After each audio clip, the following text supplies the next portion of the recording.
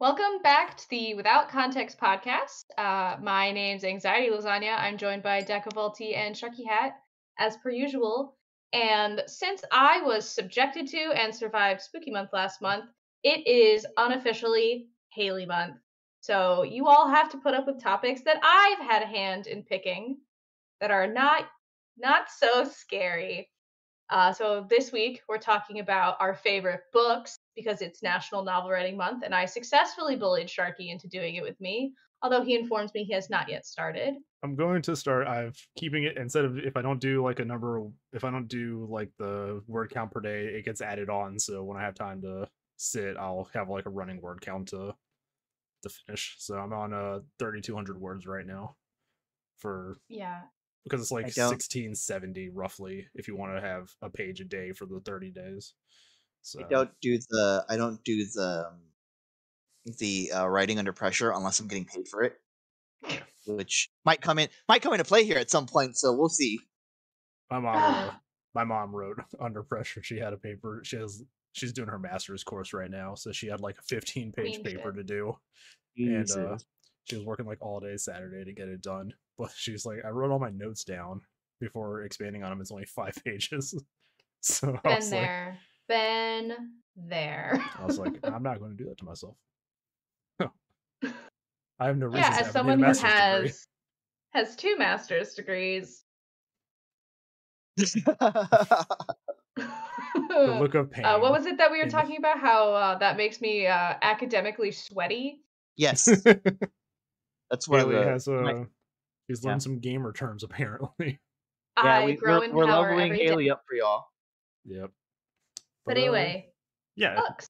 November, National Novel Writing Month. It's going to be a lot of Haley's topics this month, and I'm actually looking forward to it. I'm actually looking forward to writing again. So I'm excited. But since before we started recording, Deca was talking about how he thinks Sharky's going to flame him for his book choice, we're going to start with Deca. So I'm just curious. I want to sit back and see the chaos. All right. Let me look this up real quick. The podcast is going to hear me crack open a cold one with the boys. I'll probably have to edit that out. So, there's a game that came out in like 2007, so it's not like 90s trash like I had been doing in the past. Can I just have one moment to express the moment of disappointment I have? And I was like, it's book. And the first thing you say is, well, there was this game that came out in 2007. But you're fine. Warn you that it's video game books. I warned you before we started this recording. I know, but I wanted the people to know. Okay. Tell us about your book. The game is called Hellgate London, which is I have the books. I have the trilogy of books. I remember that game. Yeah, it's like it's if you've ever watched anyone play Diablo, it's what kind of plays. It plays like that, but much bigger. Like the proportions are much closer to like third person instead of like top down. My fiance plays Diablo on his laptop, but I don't call it that. I'm like, oh, you're playing Derblur. You know, it's so funny, Haley, because it's like I could draw a Venn diagram of like people who play Diablo and military, and there's like a huge overlap. Almost a circle. Oh man, you're flaming him, and he's not even here to defend. No, I'm not flaming him. It's just growing up in my area, there's a lot of naval bases around here, so it's like a lot of my friends when I was on the Magic, the Gathering, like scene, the local scene, and all that. Like a lot of the guys were Navy guys, and it's just a lot of them are big fucking nerds. So my guy's a Navy guy, so it tracks. But Deca, I'm so sorry. I keep interrupting you. So this trilogy of books happens over the course of a few years in the town of London, or well, country London, whatever. I don't care about the British. You will know over time. I am brown. I don't care about it. It's just so funny. Anyway, I embarrassed myself again. I think I left my phone in the bathroom. So. You're fine, buddy. Continue. Chaos. So I'm gonna read the back covers for these books real quick. It says London 2038. The once great city lies in ruins. A massive gash in the fabric of our reality roils against the horizon as it blends into a permanently darkened sky. The world as we know it has come to an end. I love this expression. Demons, the visions of our nightmares, walk the earth. Mankind, driven to retreat in the sanctuary of the underground, struggles to survive this hellish apocalypse.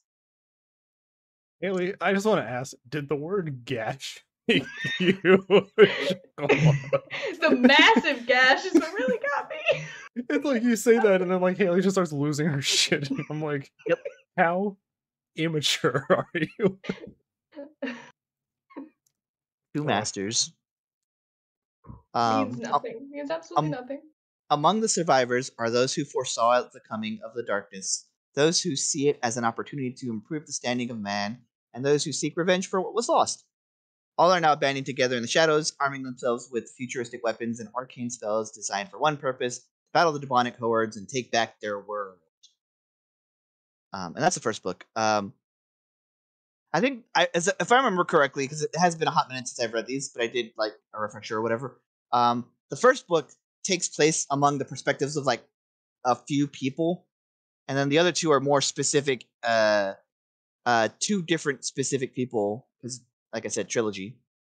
And I don't remember it ending particularly like I don't want to say well, but like good enough for the people there. They had like an ending.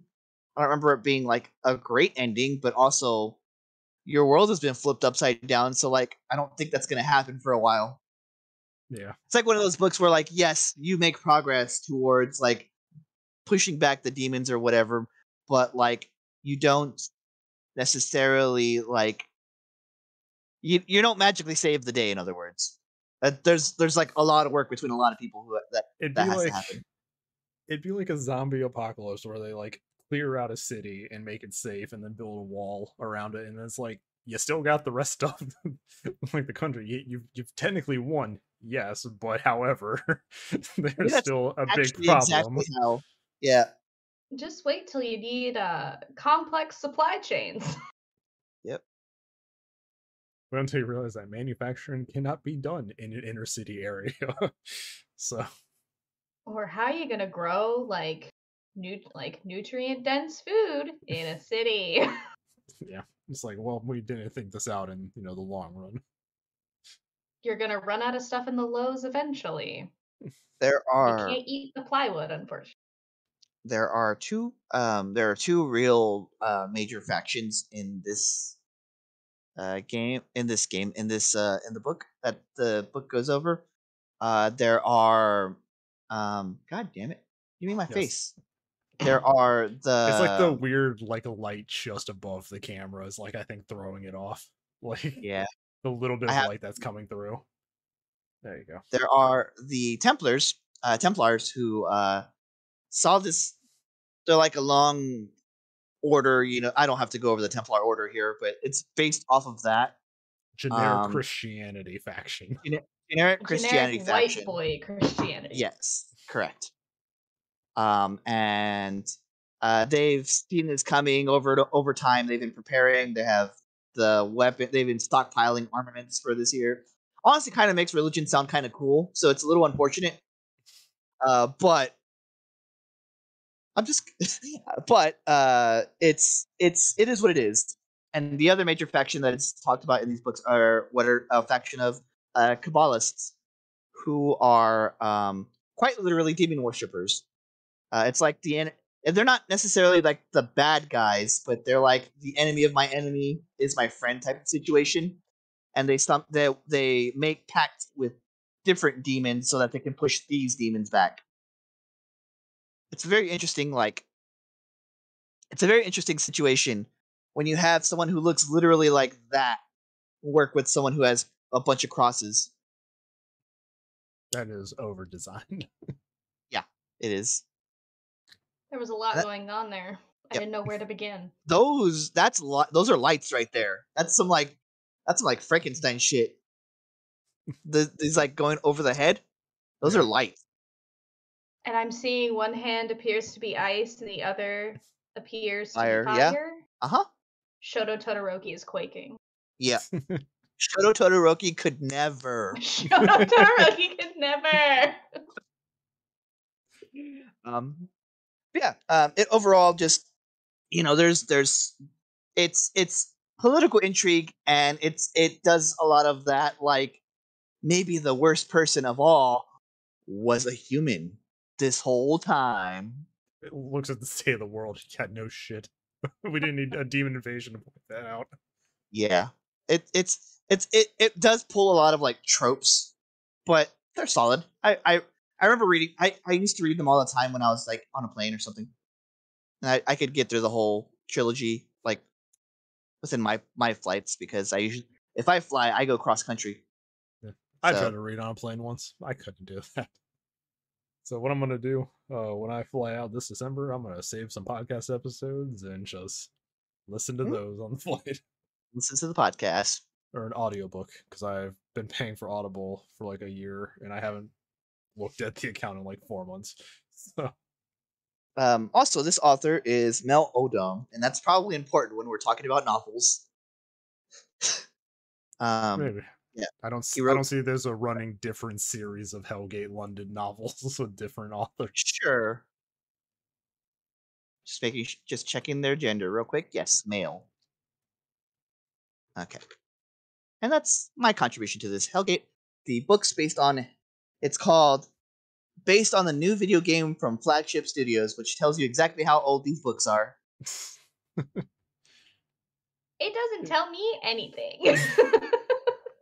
I also don't know a lot about video games. It's just demons. We love demons. But then Sharky, what do you have? What books do you like? I have a few. So. Oh, don't worry, I have a fat stack. I guess I could talk about like the books, the type of books that I like to read. That's fair. Yeah. You can do that too. Yeah. We have an hour of content to fill. Just talk. Yeah, of course. yeah. It helps, but it doesn't have to be a book that I am familiar with, like the properties around it. So like I can maybe stomach my way through Dune now, if I wanted to read like at least the first book. Now that I'm familiar with like the scenery and whatnot. Hellgate London, I had played the game for a while, and then I picked up this trilogy of books. So I was like, cool, let's just see what's up. I've read a book. The last book I read that I was like I went in completely blind was actually the Hunger Games trilogy, which it's a book, and oh no, rich people doing shitty things to poor people in the apocalypse. Oh no. A critique of capitalism. Who could have seen this coming? I have a book series that I'm going to talk about today too. That was a going into blind, but mostly it was the cover of the book that caught my attention the most, because I was like, this is a blatant like copyright issue. So I'm excited. We'll get to that. My favorite genre tends to be like I like books that like go places through the chapter. Like I like movement in my books. I don't like there to be a lot of world building. I like, build the world as you go along, right? So like Tolkien's books, I've read them, but I don't need to hear about every single branch and why it's important to the story. It's not. Please stop. Yeah. But yeah, those are my contributions to this. I don't know if Tolkien was around the same time as like Dickens in that, but they used to be paid by the word. So that's why there was like an era of novels that were written that were like excessively wordy, because authors at the time were being paid by the word. Apparently. I could be wrong. I don't think he was around with Dickens, because Tolkien was around the First World War. I was going to say he was around during World War I, because he fought. He was around with C.S. Lewis, so that was definitely like the 1910s or 20s. I may have gotten a 5 on the AP US History exam, but that was long ago, and I'm still convinced to this day there was some kind of mistake. It was either that or the fact that I was able to put in the origin of the word hooker into one of my essays, and they gave me a 5. That's pretty good. I'm gonna settle this right now. If you're saying that they're like World War I veterans, they're definitely not around in the same time as Dickens, because he was like the late Dickens I think was late 18s. The Hobbit was 1937 apparently, and the Lord of the Rings book were the 50s. He actually put out Fellowship and Twin Towers, or the Two Towers, in the same year, and then the third book a year after. Like, he just had that shit on command. Smoking crack and cocaine. I'm not saying that. I'm not saying that's what he was doing. TikTok reference. I almost called the book series the Twin Towers.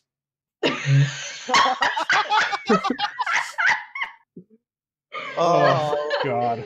We are very obvious. I am very obvious. Anyway, let us walk away from that train wreck and put. Do you want me put me on the spot, Sharky, or do you want me to talk?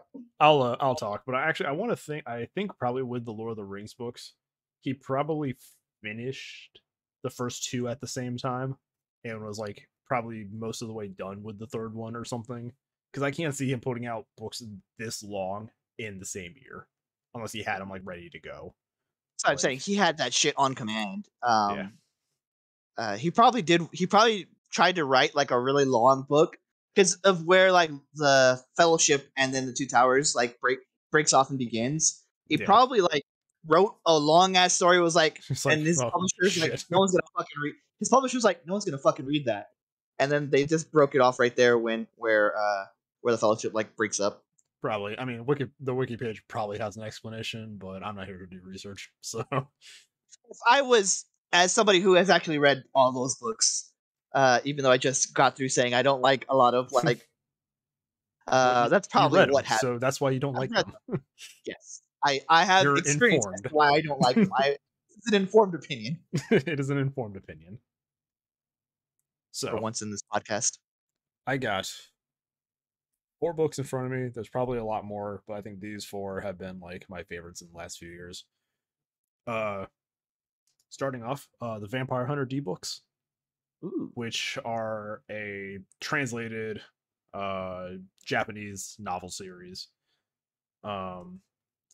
Basically in the same vein as like Conan the Barbarian, where each book is its own like contained adventure of this hero. It's and Monster of the Week situation.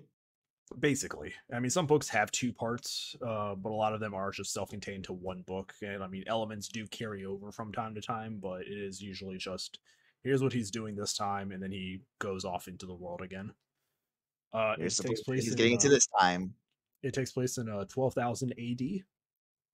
It involves, in later novels, full-blown aliens, Cthulhu, but it's weird because it's basically like a sci-fi western centered around vampires. In the far future, vampires kind of like rule everything, like fiefdoms and all that, using all this like classic high tech and all that. And just this, I think the first book came out in like the 80s, so it like black cloak, wide brimmed black hat, mysterious figure with a sword, like rolls into town and handles the vampire problem and then leaves. I think there's like 30 novels out though, but I don't know like how fast they're translating them. I cannot find a lot of them when I go looking for them in English. But I like it because I like stories like that. I have some Conan books here too, so it's like just these self-contained ideas of somebody showing up somewhere, doing their job, and then leaving. Like, it's just a simple premise. You can just be invested in that story. You don't have to like sit and wait for like the next one or the next one to figure out how the story finishes. It's like, oh, he killed the evil wizard and went on his way. It's just like very simple like fantasy. But this series got 2 movies also, one in the late 80s and one in like 2008, I think 2002, around that time. And some of my favorite anime movies. I was gonna say, did that come out first, or did the manga come out first? The novel, was it ever a manga? It was a novel first. The mangas were adapted from it. It's always been a novel series. Gotcha. This is a collection of it, but there's a book series called The Black Company. Mm-hmm. It's a low fantasy story centered around a mercenary company. and them being hired to serve as like bodyguards for a sorceress. And magic users are very rare in this world, and this uses like the classic idea of like the wizard's true names not known, so they all have nicknames and all that. Like the whole company has like nicknames just to kind of like describe them and keep it simple. And I think, if I remember correctly, the author had like a brief military stint, so like he wrote them as like soldiers would talk to each other. Like there's no like high formal like language to each other. They're just talking like they've been working together for a long time. And there's a bunch of all these little character interactions, and that's pretty much what it's about. It's about the company itself, and like when they realize like, hey, this person who hired us isn't that great, so why are we doing this? And like the moral issues. And I think the books like break up into like a bunch of different trilogies. Like this one has the first 3 books, which center around them, the sorceress, and this other like young sorceress who's going to stop her. And then the next one's like, hey, they're leaving that kingdom and trying to find where their original homeland is, because the company itself is older than they are, and they came from a land, I forget the name of it, but they're trying to find where that land is again, to return what they call the Chronicle, which is a book of like all the members, their history, their stories, to like their original homeland.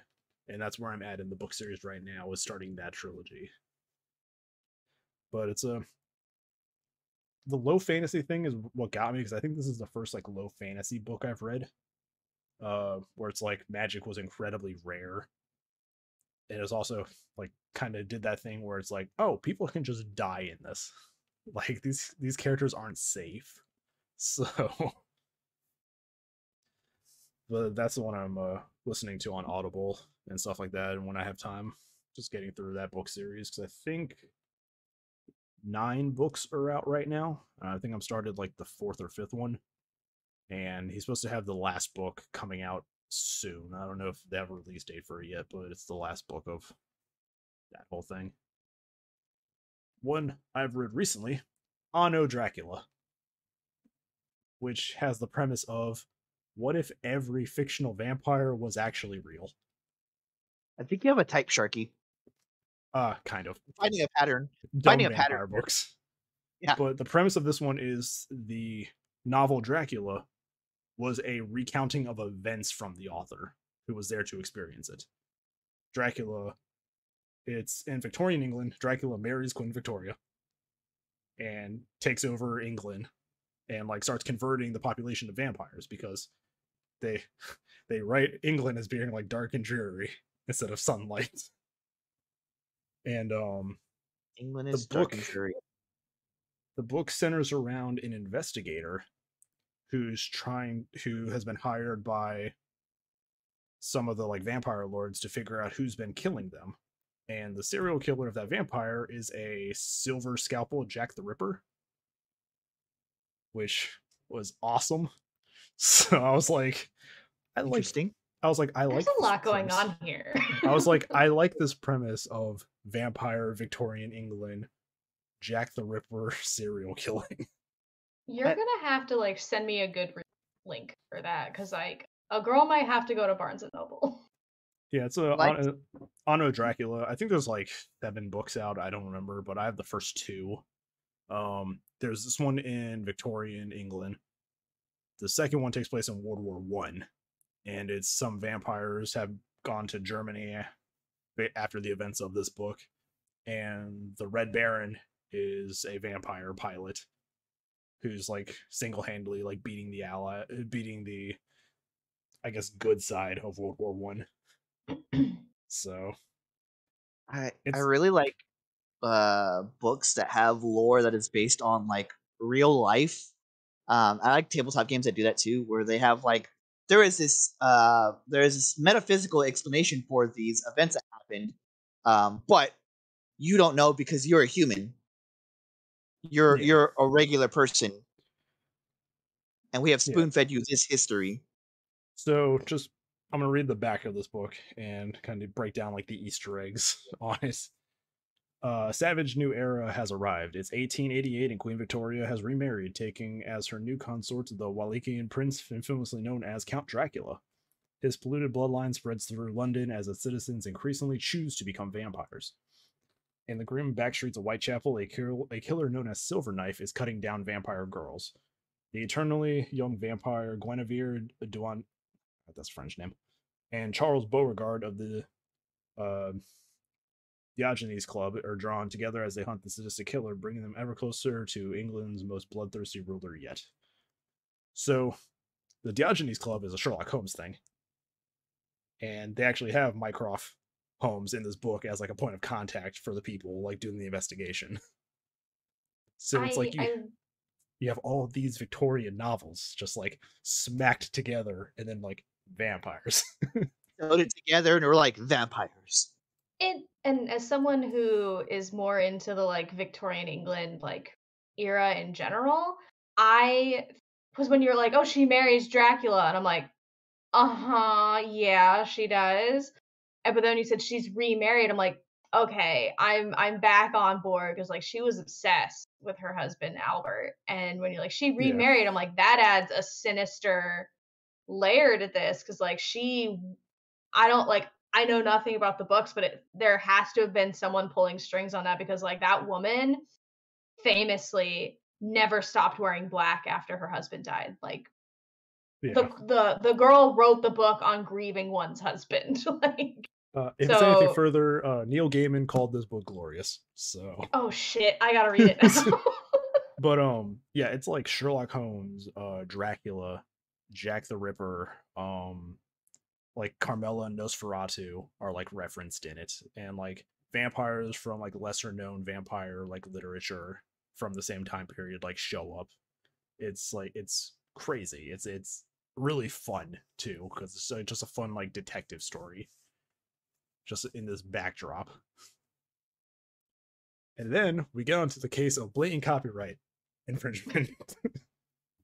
I was in Barnes & Noble one day when I noticed this book, The Looking Glass Wars, where the card soldiers are obviously Star Wars battle droids. Oh yeah, look at that.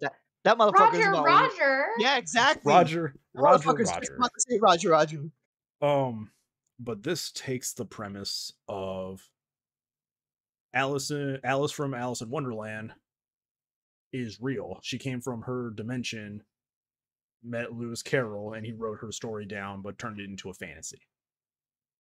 And the story centers around her trying to get back to her kingdom, to get it back from the Red Queen. Her bodyguard is a man named Hatter Madigan, and he's like a wall of a man with like the top hat and like just like assassin weaponry and stuff like that. And it's like, I need to go to Earth to get her back. And this was a fun book series. So there's 3 books: Looking Glass Wars, Seeing Red, and Archenemy. Yep, I remember when those came. Yeah. To my understanding, they're making a movie based on this. I haven't seen anything about it recently. But I remember it was fun, and just like it has the cheesiest like tagline on the cover. It's just fantasy just declared war on reality. And I was like, cool, you get that from a generator? Sounds like an Inspirobot. Yeah. I'm still just shook over the like rip from the fucking battle droids. I saw it and I was like, this is obviously copyright infringement. Like and then you bought it. And then I did, and then I read it, and I was like, huh. It's actually pretty good. If they're gonna steal someone's like designs, at least they're gonna make an interesting story. And Deca, you might appreciate it. The Black Company book covers are drawn by Raymond Swanlin, who does a bunch of like Magic the Gathering cover art. So, but I have yeah opinions about the Magic the Gathering, some of the Magic the Gathering novelizations. But yeah, I have opinions. Sorry, go ahead. Those are like my 4 big ones.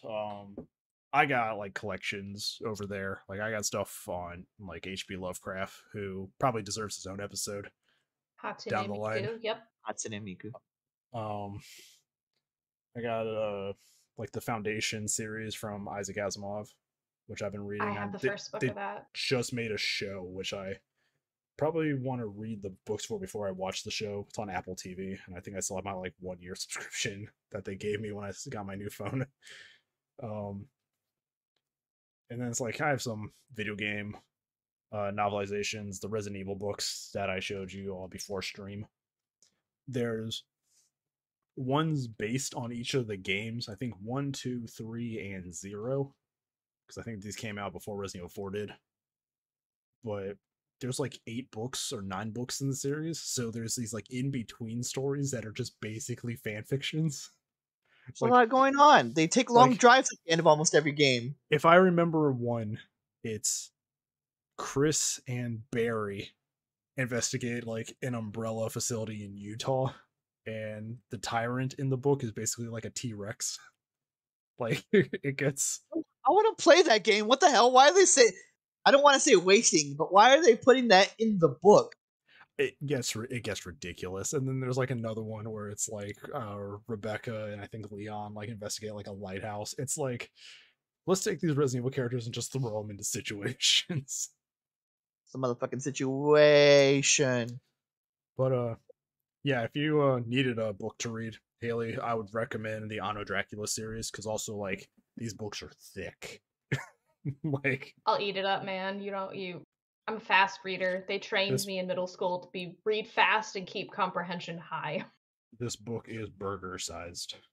So, what the hell? They sleeper agent you in middle school? So yeah, like I guess they piloted some like new technique in middle school where like a handful of us across learning levels were like chucked into this special elective class where they just taught us to speed read but still keep reading comprehension high to like improve our test scores. And I can eat books because they taught me, they're like, here's how you can like read every 5th word and you'll still get a sentence in. Which I don't do any of that stuff now, like, because if I'm reading a book, I want to like enjoy the experience, but like I can still read really quickly and maintain it because they made me a sleeper agent in the middle school. Fucking, that's like some government conspiracy shit. Yeah, it was pretty weird. It was a pretty weird experience we had. But is it my turn now? It is your turn, I believe. Okay, so all of your guys' books seem to fall into like general themes. Mine, I don't know if they do that so much. I have 4 with like a bonus Jonas 5th one if we want to really dig into it. But I'll start with my absolute favorite book of all time. Did you say bonus Jonas? Hi, I was in middle and high school during like the Disney Channel Renaissance. Cut me some fucking slack. Yeah, because it was Joe, Nick, and Kevin, and the bonus Jonas, their other brother. I could get pedantic. I could say the Disney Renaissance was the 80s animations, but we're not talking about. I said Disney Channel. Disney Channel Renaissance. 90s and 2000s, Disney was lit. Mm-hmm. But favorite book of all time, a great departure from Disney. George Orwell's 1984. This is the newest copy that I got because they did a new cover, and I thought it was really neat because you can see it's got the recordy light in the eyeball. This is my favorite book of all time. Most of us probably had to read it in high school, which is how I first read it.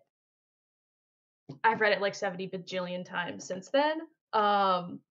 It's to the point where so many people know that this is my favorite book because I don't shut up about how it's my favorite book, that whenever like some political pundit talks about how whomever is the president is turning us into an Orwellian society, I get so many phone calls and text messages because they're like, oh man, someone's misusing the term Orwellian. Haley's gonna be really pissed off. It's also like you've also made a few videos about it on your own channel. Hint, hint. I have made quite a few. I'm still working on those. Subliminal messages. Yes, I am in the process. It's been a multi-year endeavor, and I need to actually get back to doing it. Chapter by chapter analyses of this book because it's my favorite book. I haven't read this one, but the one that I have read is like destroyed because there's like highlights and pen marks and stuff. But for those of us who aren't familiar, I'll read the back of it. Winston Smith toes the party line, rewriting history to satisfy the demands of the Ministry of Truth. With each lie he writes, Winston grows to hate the party that seeks power for its own sake and persecutes those who dare to commit thought crimes. But as he starts to think for himself, Winston can't escape the fact that Big Brother is always watching. This was written in like the midst of the Red Scare, I believe. I think by George Orwell. I think 50s or 60s. Yeah, and it was about how he thought the world was going to be in 1984 in, I believe it's probably like London or somewhere in the UK, because like name an American who knows like what ministry is and not having the words of magic after it. But yeah, I love this book. The themes of like the obvious themes of like political corruption, the concept of like individuality and thought. The one thing they weren't allowed to teach us in high school that I figured out when I read it after college was sexual repression as a means of control, which was very interesting and fun. Got to send some fun emails to my high school English teacher being like, were you just not allowed to talk to us about that? Because it's like real obvious now that I'm an adult. She's like, but 1984, great book. You will feel really sad. And especially in these modern times, there are some parts of this book that echo accurate. But if someone says something is Orwellian, don't take it at face value. There was the meme that went around. It's like 1984 is not supposed to be an instruction manual. Like, yeah. I think yeah. I think like the classic book that's similar to that I've read recently is I finally got around to reading Fahrenheit 451, and like, so good. That book was really good. I was angry though because when I was reading it, I was halfway through the book, like the pages, and the book ended, and I was like, "What the fuck is the rest of this?" And it was like just a bunch of essays that the guy had written, and I was like, "Bro, are you telling me Are you telling me I bought a 300-page book to only read 150 pages?" Like, that's how they get you. That's how they get you. But in a complete departure from dystopian, we go to Howl's Moving Castle by Diana Wynne Jones. Most people have seen the Studio Ghibli movie that was based on this book. I saw the movie first, obviously. Fantastic movie, one of my favorite movies. The book is leaps and bounds better. Like, oh my god. It's I don't want to give away too much, but you do find out that Howl is not a wizard. He is just a graduate student from Wales who doesn't want to write his dissertation. That is a joke that I remember seeing for this book. It's like Studio Ghibli made it seem so nice that he's like magical and everything, when actually he was just a guy trying to tax evade. He was just a guy trying to evade taxes and not finish his PhD. Like, I'm not even kidding. Like, there's a scene where he brings Sophie and Michael, his assistant, who's like a grown-ass man in the book, and he brings them. He's like, oh, I have to go pick up something from my sister's house. And he brings Michael and Sophie into the magical kingdom of Wales. And his nephew or his niece is playing a video game, and Sophie and Michael are like fascinated. They're like, how does this magic box work? And they're like, you're not going to play my PlayStation. Like, it's hilarious. Yeah, like this. Great book. Obsessed. It surprises me because, like, I'd seen the movie. Didn't know that it was by a non-Japanese writer. I thought it was like a Japanese novel that they had just translated. Didn't know that it was actually kind of recent in the 80s. I thought it'd be like one of those classic like 40s or 50s like fantasy books, like something around the same time as like, you know, Wizard of Oz or something like that. So I was like, and then like not magical, just tax evasion. Not magical, just tax evasion. And I was like, why didn't you just make that the movie though? Like, I don't quote me on this, the internet, but the same author has I don't know if it's a sequel to this book, but it's called Castle in the Air, and I know nothing about it, but maybe her work was also inspirational for Castle in the Sky, but I don't know. Don't quote me on it. I haven't looked it up. This is the Without Context podcast. No, it's actually So I just looked it up because I didn't. When you said Castle in the Sky, I Castle was in like, the Air. Yeah. wait, is that? It's just Castle in the Sky. No, it's actually based on an Arabian Nights apparently. Oh, nice. I have that book. Howl's Moving Castle characters as supporting characters, but yeah, it looks like it's based more on Arabian Nights. So nice. Interesting. Next book. A recent addition to books that have ruined my life. Oh boy. I got bullied by TikTok into reading A Court of Thorns and Roses. And is it a good book, objectively? No. Of all the books in this series, this is the worst one, in my opinion. But did it get me out of a reading slump? Yes. Did TikTok be like, oh my god, Haley, you gotta read this. It's so 5 peppers spicy. It's not. I would give it like maybe like a nibble of a jalapeno pepper in terms of spicy, meaning adult content. Like, do people fuck in this book? Absolutely. Is it anything like what you'd read in a fan fiction? No way. Adult content. Less than teenagers on the internet. Less than teenagers on the internet. Like, I have a few thoughts on that, and we'll get to that when you. Oh my god. This book I read in 6 hours. I read it in 6 hours, and that included the time where I'd have to put the book down and like scream into a pillow because I was like, what am I doing with my life? I'm currently on the 4th book right now because I have no self-control. It's definitely a fun, like, trashy read if you want to do it, like, read something like that. Just suffer through this book because the love interest that gets introduced in this book and expanded upon in the other books kicks this love interest fucking stupid ass. We hate him. But I digress.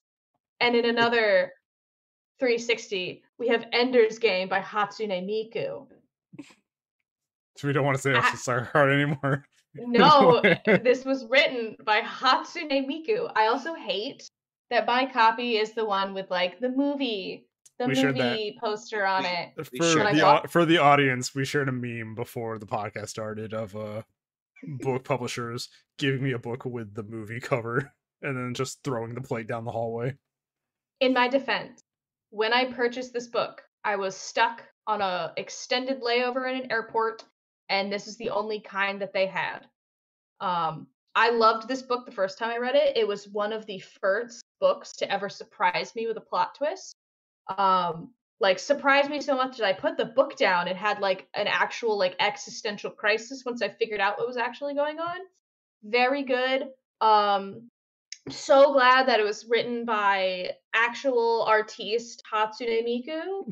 I'm so glad there is only one book that involves Ender Wiggin, and there's no weird sequels involving like pig people that turn into trees or anything weird like that. And that her other works down the line really stopped hiding well, not Hatsune Miku. Hatsune Miku would never be homophobic or misogynistic or Islamophobic or xenophobic. So I'm just glad that this is the only book that she ever wrote about Ender's Game or anything within this type of writing style from Miss Hatsune Miku. I had that moment in middle school. I read it in like 6th grade. It was like one of the first like novels I read because we had to do book report and everything. So I picked it. I picked it from like a list of like most popular science fiction books. So I picked it. I read it. I did my report on it. It was like 11th grade. I like reread it and I was like, this book's about genocide. This book's about genocide. It was like it's not about a video game spaceship. It's about a lot of genocide. It has the audacity to say this is not a game. The audacity. What a shitty tagline, actually. It also has the audacity to keep saying things like, after all, Battle School is just a game. Isn't it? I'm like, Hatsune Miku.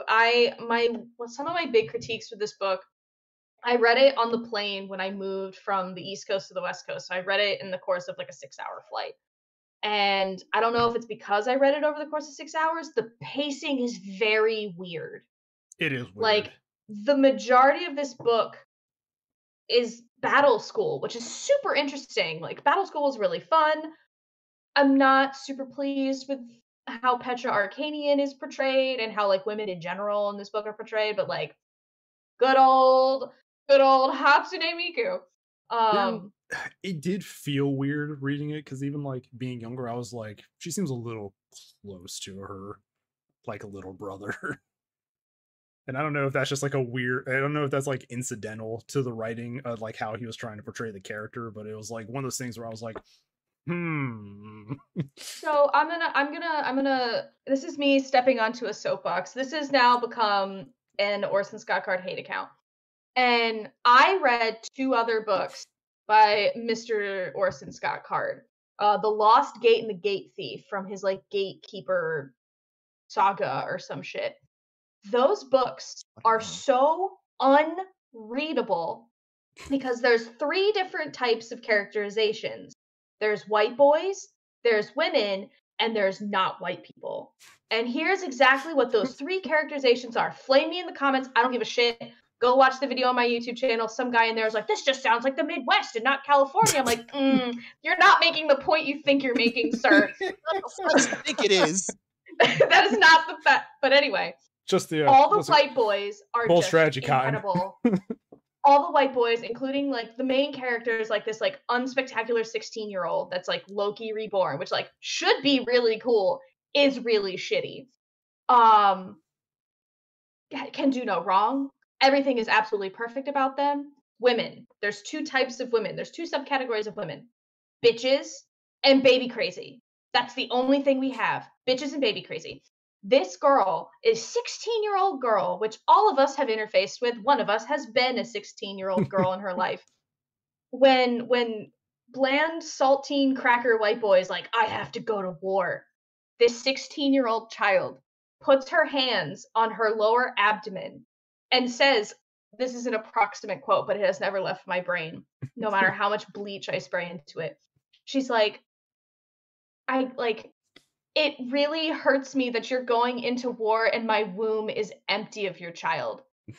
16-year-old child! And I'm like, Orson, baby, what the fuck is happening? Well, that clipped the audio a little bit. Then we have not white people. So women can also be not white people, so they also can fall into this category, but they tend to be like the bitch woman. But the not white people are automatically, you cannot trust them. They're the bad guys. They're the drug dealers. They're the criminals. As soon as you see a not white people, you're like, oh, how is this character going to create conflict for the white boy? And I like how they just described white people. Like, it happens in here a little bit. Like, you can still like determine a plot outside of like how he treats women between the 3 of them that are there. His mother, which like I forgot she existed till right now. His sister, who is mommy, and Petra, who has to be a cool girl. And just Rose the nose. You were talking about how like how the author described people of color. I was like, that's just the background radiation of my life. It's just, and then people have the audacity to say Orson Scott Card's not a racist. He missed the this point. This is the last thing I'm going to say before I come off of my soapbox. This is the last thing I'm going to say, and then I'll talk about my last book. I swear, like Scout's honor. He wrote an essay. Like, you can look this shit up. It is accessible on Wikipedia. Y'all can pull this up right now. He wrote like an essay or some kind of article about how Obama is a modern day Hitler and is gonna like be a modern day Hitler. And I'm like, is it because he's a black guy, Orson? Is that why we're having this conversation, Orson? And then people have the audacity to come into my comments saying like, not all of the country is written like California. And I'm like, oh my God, give me one. I will read the comment. I don't have it up. Where's my phone? When you were describing like how he described, when you were describing how he described like non-white people, I'm like, that sounds just like white people.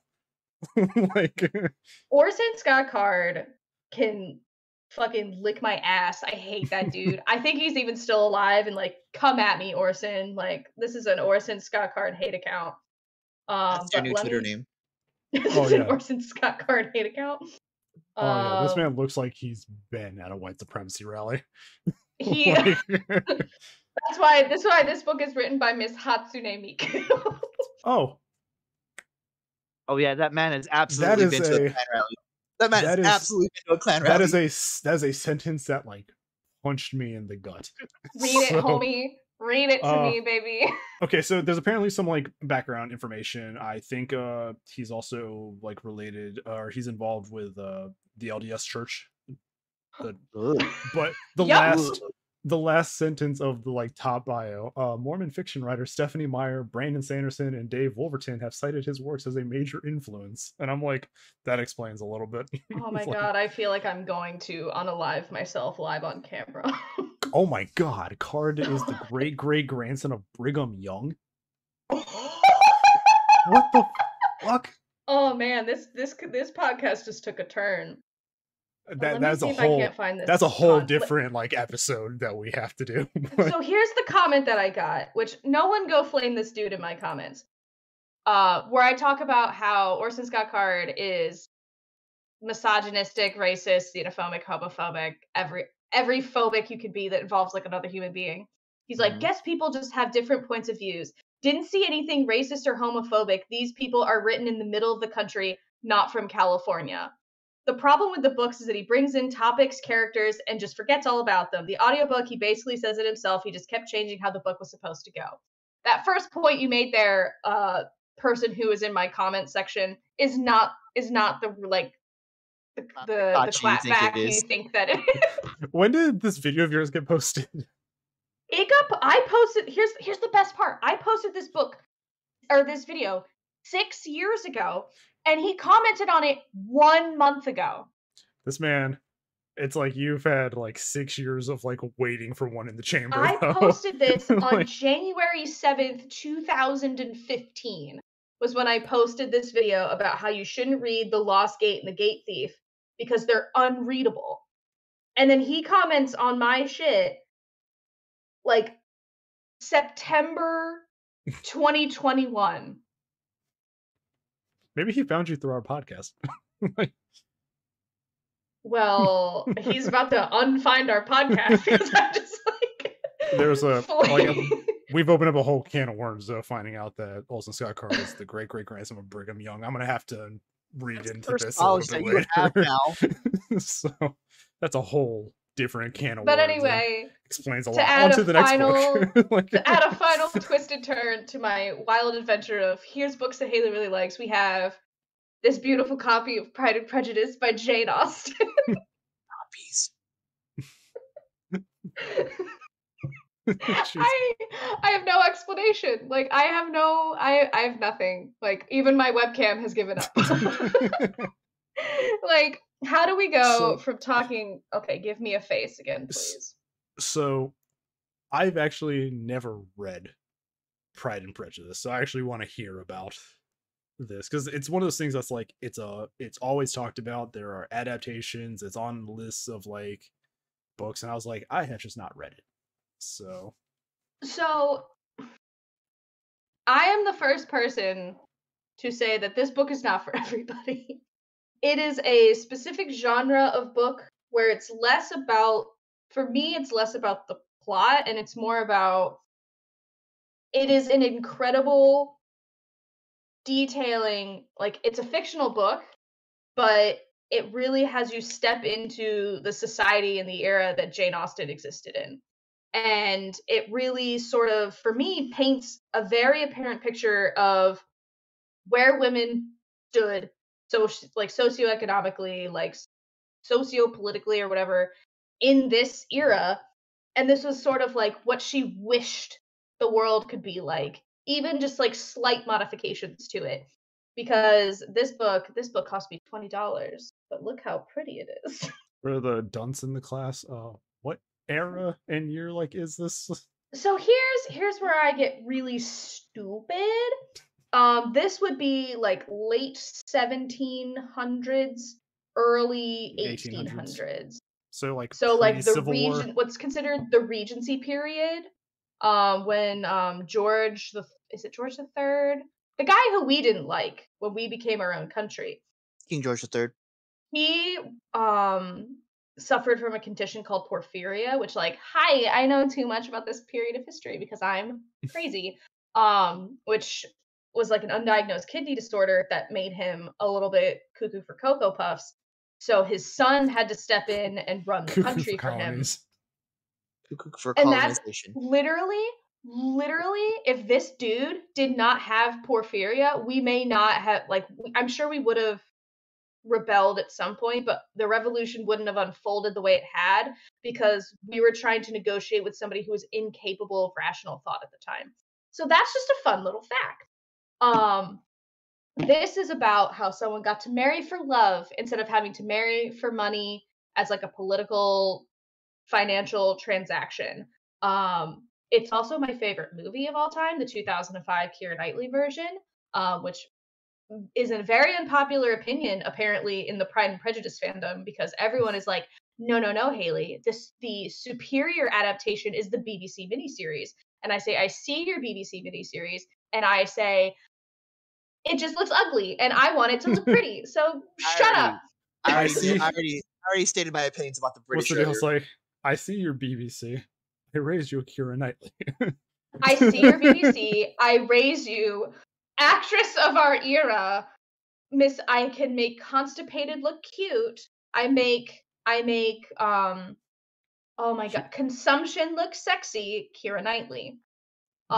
She was part of the bisexual disaster that was Pirates of the Caribbean. Pirates of the Caribbean. So.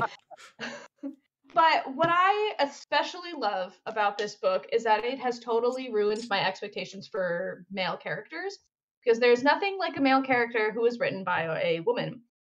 So Mr. Darcy, which, like, I'm not going to say spoilers because this book is fucking like older than we are. 200 years old. Yeah. As fuck. Yeah, like she was born in 1775 and died in 1817. Like, there's no spoilers for a book that was published in like the 17 and 1800s. Fight me. So Darcy, Mr. Darcy, is like this high class, like his social class is up here, Lizzie's social class is down here.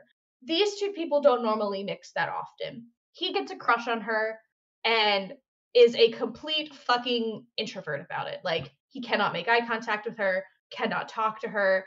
Anytime she talks to him, he's just like puts his foot in his mouth, like a king. We love. So she isn't me during high school.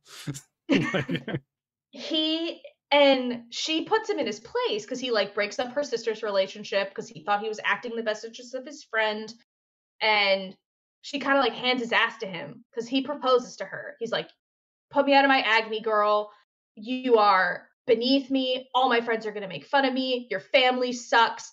I'm above you in social station. I've seen all these things and I've decided I would like to marry you anyway, despite these obvious character flaws. And the bitch goes, LOL, no, and ruins this dude's life. And he's like, okay, I've clearly made some mistakes, which is like a revolutionary male character thought, was admitting that they've made some mistakes. Honestly. And he spends the rest of the novel rectifying for his mistakes, including like taking down a predator in the community. Not before he was able to marry Lizzie's younger sister and like ruin everybody's lives, but he did take care of that financially. Fixes his Lizzie's older sister back up with his friend Bingley, who we adore, and fixes a bunch of these other family problems, and then doesn't expect anything of Lizzie for it. He's just like, I was a shitty dude, and I've tried to make amends for my shitty behavior. I will see myself out of the picture. Which, like, king behavior. And because he does all that, Lizzie's like, okay, maybe I misjudged you initially, and maybe you're not as much of a piece of garbage as I thought. And they get married, and that's the book. Man displays human decency, gets married. Man displays human decency, gets married. 111. As some people will say, it's not a Jane Austen novel isn't over until there's at least one wedding, and it's a double wedding with Jane and Bingley and Lizzie and Darcy. Excellent. But if you want to watch this in a way that is not as female gazy, because the 2005 Pride and Prejudice movie is very female gazy. We don't need to talk about the hand flex of 2005. Rocked the entire fucking. Not even that. He helps her into her carriage. She was not wearing gloves, which was like, if a woman is not wearing gloves, your bitch ass hand better not be touching her hand. It is scandal for two people's ungloved hands to touch. So he helps her into the carriage with his ungloved hand on her ungloved hand. And she's like scandalized by the moment. No gloves, no love. As he's walking away. No, it's because he couldn't stop himself from being like, oh, let me help you, because he's so in love with her. And as he's walking away, he realizes his entire emotional state is personified with a flexing of his hand, like, and it's just a close-up shot of his hand, just going like, I will demonstrate it now. Just that's the shot. It's a back flex. That's the whole shot. And every time I see it, I scream out loud. Like, you could show, like, you can give me Oscar Isaac fully naked in a chair in Dune, and I went, huh, neat. You have Mr. Darcy flexed his hand with a sleeve to his wrist on camera for like 2 seconds. I'm gonna have a fit of the vapors. Like, so I do that same hand motion too after I've been typing for a long time. Just female gaze. But yes, Pride and Prejudice, a classic. It definitely is a social commentary as well, which is always super fun. And yeah. The book journey you've taken me on is like this fucking roller coaster. Now, does punched that me in the gut shock you? twice. Based on what you know about me, were any of these books? No. These all absolutely track for you. It's like Deca is just like demons in London. It's like Dallas is like mostly vampires and some Alice in Wonderland. Let me tell you about social commentary and love. I don't think I have like a type of book because I read very few and far between. So like if someone like sends me a book and it's like, hey, you should read this, I'll read it. Yeah, I've been trying to. If I had to pick one of these books for you guys to read, that I think you wouldn't suffer through, it would probably be House Moving Castle. I would probably. I think you guys would suffer through this the least. If I wanted you to suffer the most, suffering through your book, I might suffer through that. I'll wait for the inevitable teen movie version of that book. Yep, it is wild.